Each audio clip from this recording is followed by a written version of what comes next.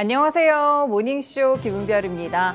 간밤 뉴욕 증시는 다시 한번 쉬어갔습니다. 지난달에 워낙 가파르게 랠리를 펼치다 보니까 숨고르기에 대한 부분들이 꾸준하게 확인되고 있는데요.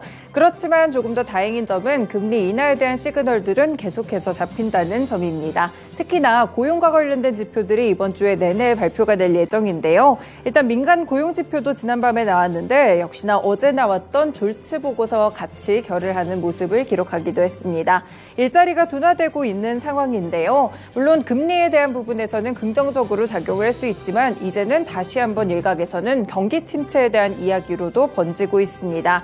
그렇기 때문에 결국 적절한 균형을 찾는 것이 시장의 상승에 도움이 될 것 같은데요. 그래서 오늘도 모닝쇼 이슈와 함께 그러면 전략들까지 함께 분석해드리도록 하겠습니다. 네, 첫 번째 소식은요. 간밤에 있었던 민간 고용 지표 함께 확인해 보시죠.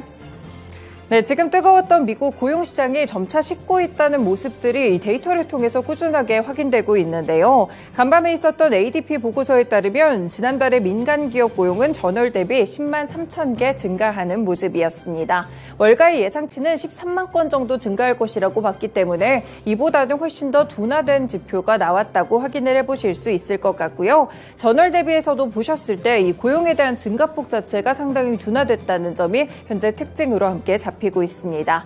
코로나19 이후에 대부분의 일자리 창출이 나왔던 곳이 레저나 접계업이었는데 여기서 7천 개가 줄었고요. 이 전미 자동차 노동조합의 파업이 끝났는데도 제조업에서는 15,000개, 건설업에서는 4천 개의 일자리가 함께 줄어들기도 했습니다. 반면 무역이나 운송, 유틸리티 그리고 교육, 보건 서비스 쪽에서는 일자리가 소폭 늘었다는 점까지 함께 확인을 해보실 수 있을 것 같은데요. 그리고 임금으로 넘어가서 보시면 1년 전보다는 5.6% 정도 증가를 했습니다. 하지만 2021년 9월 이후에 봤을 때는 이 증가폭 자체가 굉장히 둔화되는 흐름을 기록했었는데요. 임금에 대한 부분들도 이 상승세가 상당폭 좀 둔화되는 흐름을 가져가고 있다는 점이 이번 데이터를 통해서 확인이 됐고요. ADP가 데이터를 집계한 이후로 이 3년 전 이후로는 최저치를 기록했다고 보실 수 있겠습니다. ADP 수석 이코노미스트는 팬데믹 이후에 레스토랑과 호텔에서 가장 많은 일자리를 창출했었는데 이제는 호황이 끝났고 경제 전반적으로 고용과 성장이 완만해질 것이라는 평가를 내놨습니다. 네, 이렇게 고용지표 지난달까지 한 번 더 둔화되는 흐름들을 기록하게 되면서 결국에는 시장에는 금리 인하에 대한 기대감이 더 커지고 있다는 점 함께 확인되고 있습니다. 네, 두 번째 소식입니다. 수요일에 또 간밤이죠. AMD와 관련해서 GPU가 정식적으로 출시됐는데 이 행사가 함께 열렸습니다. 이름은 MI300X죠. 그런데 여기에서 메타나 오픈AI 그리고 마이크로소프트 측에서 엔비디아의 GPU 대신에 AMD 측에 이런 GPU를 쓰겠다라는 이야기들이 함께 나왔습니다. 일단 필수적으로 쓰이고 있는 고가의 엔비디아 그래픽 프로세서에 대안을 찾고 있는 모습들이 나온다고 봤는데요.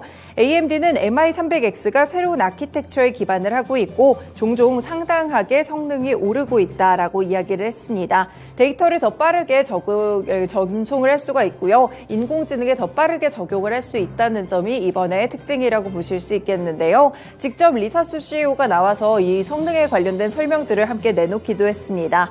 리사수 CEO는 이와 관련돼서 엔비디아의 주요 AI GPU라고 볼 수 있는 H100과 직접 MI300X를 비교하기도 했었는데요.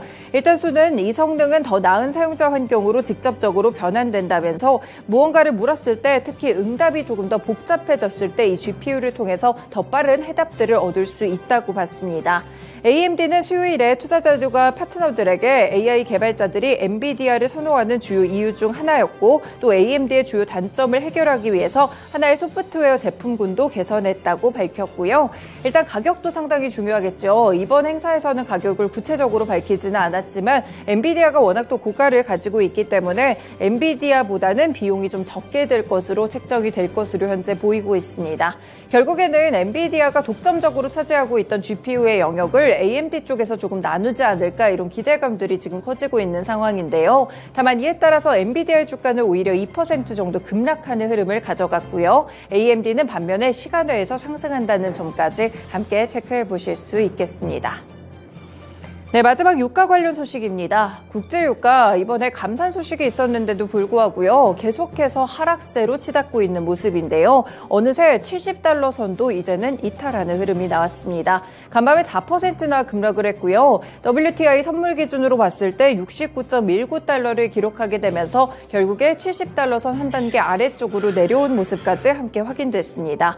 브렌트유 선물 역시나 3.8% 하락하면서 74.3달러로 거래를 마쳤고요. 이렇게 브렌트유는 7월 초 처음으로 이후엔 처음으로 배럴당 75달러 선 아래쪽으로 내려갔고 WTI 역시나 7월 이후에 처음으로 70달러 선 아래쪽으로 내려가기도 했습니다. 지금 시장에서 공급과 수요 측면에서 여러 가지로 유가가 하락할 수밖에 없는 요인들이 펼쳐지고 있는데요.